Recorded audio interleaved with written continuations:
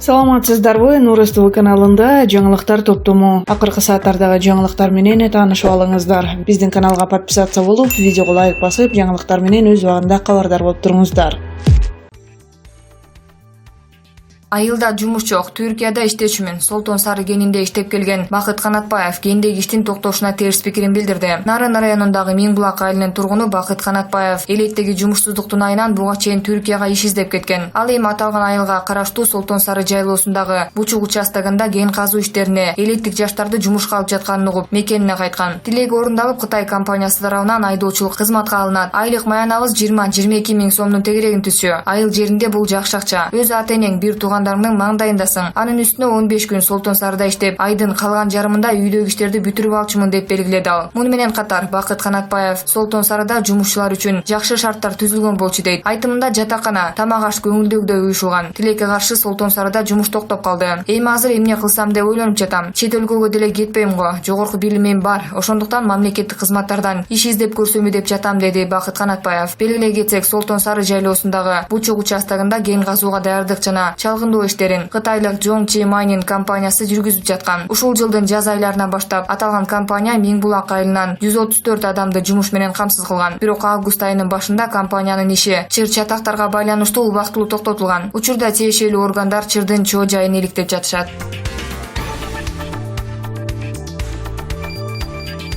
Кыргыз Республикасынын экс-премьер-министри Темир Сариев Атамекен партиясынын лидери Өмүрбек Текебаевдин үй камагына чыгуусу жана анын келечектеги кадамдары кандай болуусу мүмкүн экендиги тууралуу өз пикирин айтты. Соттун чечимин күтөлү. Анын командасы Текебаев менен Чотоновдун актыгын далилдөөгө болгон аракеттерин жасашат. Ал эми анын саясаттан кетүүсү тууралуу айтсак, мындайча айтканда Текебаев саясаттан кеткен деле эмес. Абакта жатканда да ал саясий кырдаалга кабардар эле. Өмүрбек Текебаевди көлөкөгө кетип мемуар жазып калат деп божомолдоо болбогон кеп. Мен так билем, Текебаев саясий толкундун чордонунда болот. Ал эми позициясы кандай болот, ал башка суроо, деди Сариев. Эске салсак, 29 августта Бишкектин 1-Май райондук соту Өмүрбек Текебаев менен мурдагы министр экс-элчи Дүйшөнкул Чотоновдун бөгө чарасын караган. Натыйжада саясатчылар үй камагына чыгарылып, сот залынан бошотулду. Атамекен партиясынын буга чейин түрмөдө жаза мөөнөтүн өтөп келген лидери Өмүрбек Текебаев менен экс-министр мурдагы элчи Дүйшөнкул Чотонов орусиялык жаран Леонид Маевскийден пара алды деген көрсөтмөнүн негизинде 2017-жылы ар бири 8 жылдан түрмөгө кесилген. Жогорку сот 21 августта Өмүрбек Текебаев менен Дүйшөнкул Чотоновдун ишин жаңычылган жагдайларга байланыштуу карап, мурдагы чечимдердин баарын жокко чыгарган. Иш райондук сотко кайра кароого жөнөтүлгөн. Кийинки соттук жараян 12 сентябрга белгиленди.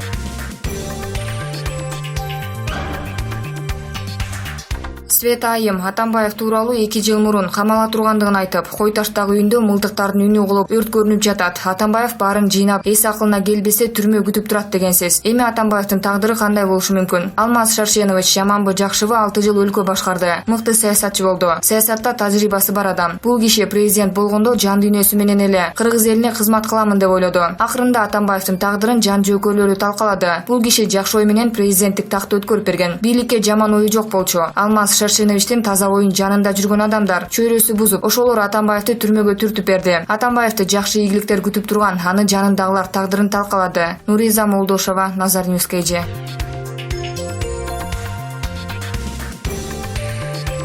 Бүгүн 30 августта Аки пресс агенттигиндеги маалымат жыйынга СССРдин эл артисти Кайыргүл Сартбаева, Кыргыз Республикасынын эл артисти Дариха Жалгасынова, эл жазуучусу Гүлсайра Момунова, Аксакалдар комитетинин төрагасы Дөөлөтбек Шадыбеков, Ала Тоо айымдары коомдук бирикмесинин төрайымы Жипаргүл Багибаева, Элим жана Мыйзам коомдук бирикмесинин төрагасы Таалай Айдаров чогулушту. Кайыргүл Сартбаева Курсан Асановдун ишмердүүлүгү тууралуу айтып, өлкөнүн патриот уулдарынын кызматын, билимин пайдаланып калууну суранды. Курсан Асановдун ишин бала кезинен байкап жүрөбүз. Көз алдыбызда Баткендеги Коогалаң, Оштогу Коогалаң 2010 жылы башыбыздан өткөн кырсыктарга катышып, элдин биримдигин, тынчтыкты сактап келе жатат. Өлкөдө чындык, акыйкаттык болушу керек, деди Сартбаева. Эл артист Дариха Жалгасынова ынтымак менен биримдиктин маанисин белгилеп, ашар жол менен иштеген жигиттерди мисал келтирди. Сынагыдан көрсөтүп жатат. Бир жерде ашар менен жаш жигиттер суу киргизип иштеп жатышат. Аларды карап туруп ыйлагым келди. Элибизде биримдик болуп, бири-бирин урматтап, жардам берип, көтөрмөлөп келген акылдуу адамдар чыккан. Азыр эгемендик алдык. Жакшы заманда жашап жатабыз, деди Жалгасынова.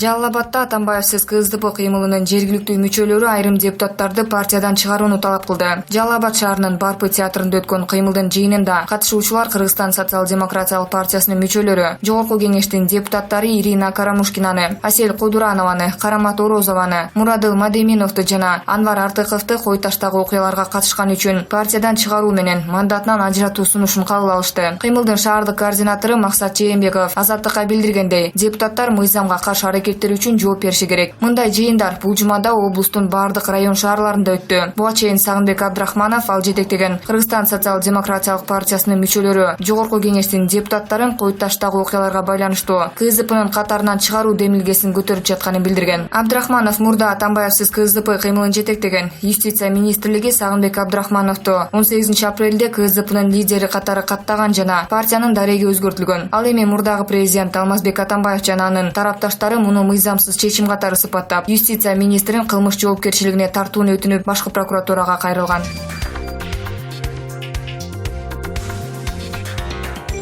2017 президенттик шайлоодон кийин чыгып кеткен экс-депутат Өмүрбек Бабанов быйыл 9 августта Кыргыз өлкөсүнө кайтып келген. Ал азыркы учурда УКМКга жана Финполго сурак берип жатат. Ал эми 2 жыл мурун коррупция беренеси боюнча айыпталып, 8 жылга эркинен ажыратылган Өмүрбек Текебаев кечээ 29 августта үй камагына чыкты. Быйыл 21 августта Жогорку сот Текебаевке карата чыккан соттук чечимдер жокко чыгарылып, жазык иш жаңы соттук териштирүү үчүн 1-май райондук сотуна жиберилсин деген чечим чыгарган. Мындан улам Супер KG порталы Бабанов келди, Текебаев чыкты. Эми кыргыз саясатындагы оюндардын жүрүшү өзгөрөбү деген соол салды. Саясаттануучу Сейтек Качкынбаев азыр саясий кырдаалга баа берүү эрте деген пикирде. Тамашада айтылмакчы, азыр саясатта карышкырлар да ток, койлор да аман эсен. Бабанов келип колдоочулардын көңүлү ток, Текебаев үй камагына чыгып тарапташтарынын көңүлү ток. Бул 1 жылдык эле стабилдүүлүктү алып келиши мүмкүн. Негизги кырдаал парламенттик шайлоо кандай өтөт, ошого жараша болот. Персоналдык эркиндик маанилүү. Шайлоо кодексинде Жогорку кеңешке өтүү үчүн саясий партияларга босого чегин 9% кылып койдук. Бул коомду экиге бөлө турган нерсе. Элита менен карапайым элдин ортосуна аябай ажыратат. Жалаң акчасы барлар депутат болуп наразычылыктар көбөйөт. Акчасы барлар жөнөкөй кишилердин сөзүн укпай, кайра эле 2 жылдан кийин саясий кризисти туудурабы деп ойлойм, дейт Качкынбаев.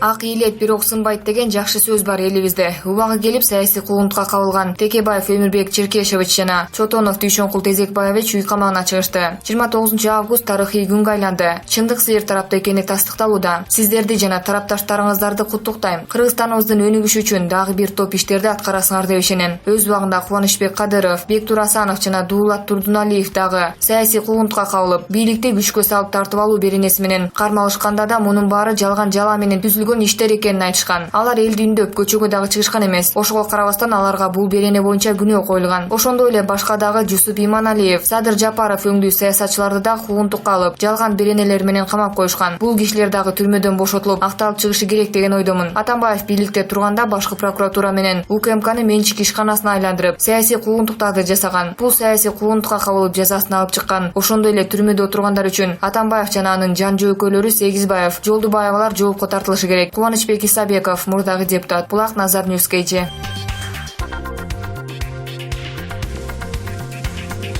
КТРКнын мурдагы жетекчиси Илим Карипеков өзүнүн Instagram баракчасына министр Кашкар Жунушалиевдин өкмөттүн жыйынындагы фото тууралуу "Мен деле квадрат тартканды үйрөнүп алсам, бакыйган министр болуп келем" деген ачуу тамашасын калтырды. Кашкар байкемди карап отуруп ойлоп койдум. Кап, мен деле квадрат, ромбиктерди жакшы тартканды үйрөнүп алсам, бир жерге бакыйган министр болуп калат белем деп. Адыгене коктосо, каар күпүлдөп жатат, күн тийип турат, жашоо керемет деп жазды. Илим Карипековдун колдонуучулары: "Деги байкачы байкеси, камалып кетпе. Калыстык таш жарып турган учурда.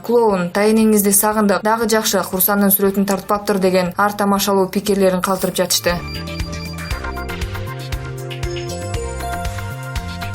Вице-премьер-министр Алтынай Өмүрбекова Кыргыз Республикасынын мамлекеттик туусунун авторлору Эдил Айдарбеков, Бекбосун Жайчыбеков жана Жусуп Матаев менен жолукту. Жолугушуу Кыргызстандын эгемендүүлүк күнүнүн 28 жылдыгын белгилөөнүн алдында болду. Алтынай Өмүрбекова мамлекеттик желектин авторлорун куттуктап, алардын Кыргыз Республикасынын көз карандысыздыгын бекемдөөгө кошкон салымын белгиледи. Кыргыз Республикасынын туусу мамлекеттин негизги белгиси. Мамлекеттик желектин өзгөчө мааниси бар. Бул жөн элестүү сүрөт эмес, сыймыктуу нерсе деп вице-премьер-министр белгиледи. белгиледи. Мамлекеттик туунун авторлору өкмөткө өлкөнүн эгемендүүлүк күнүнүн алдында өзгөчө көңүл бургандык үчүн ыраазычылык билдиришти. Биз Кыргызстандын желеги бийик көтөрүлгөн сайын сыймыктанабыз. Биз туунун авторлору болгондугубуз үчүн эмес, бул биздин өлкөнүн негизги символу экенине сыймыктанабыз деп белгилешти туунун авторлору. Мындан тышкары жолугушууда желектин авторлорунун көз карандысыздыкты бекемдөөгө кошкон салымын эске алып, аларга колдоо көрсөтүү маселеси дагы талкууланды. Мамлекеттик туунун авторлоруна Кыргыз Республикасынын премьер-министринин атынан белектер берилди.